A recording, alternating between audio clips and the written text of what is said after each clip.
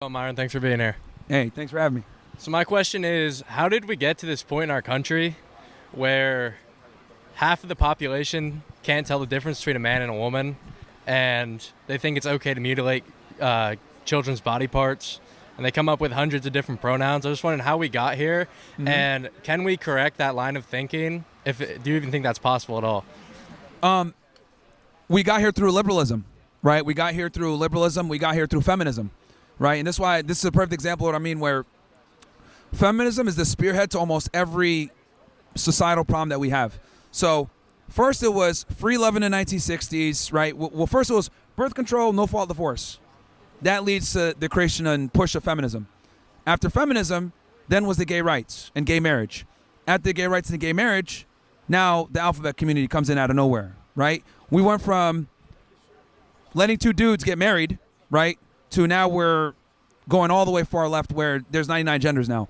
And it's just going to continue to get worse and worse. And we kind of, dealt with this slippery slope. And I'll admit, my generation is what failed you guys in this regard, because we voted for guys like Obama. We thought back then, hey, it's not a big deal, just let them get married like the rest of us. But what ended up happening is we opened up that Overton window, and when you give them an inch, they take a mile, and that's kind of what's going on right now. Right.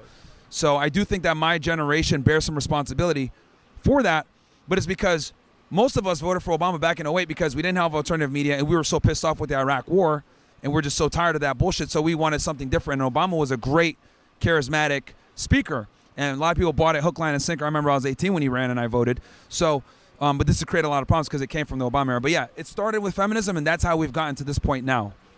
So how do you think we can correct that line of thinking? I think we're slowly correcting it now. I see a lot of young guys are starting to lean more conservative because the Democrat Party has done a horrible job of being cool and marketable to young men.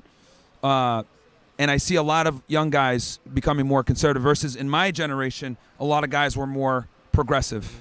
Because I know, when I was a kid, there wasn't really all this gender stuff. And then slowly when I got to high school and college, it kind of all slapped you right in the face. And I feel like a lot of people my age, they don't know that stuff's just so crazy. It's just normal to them. Yeah.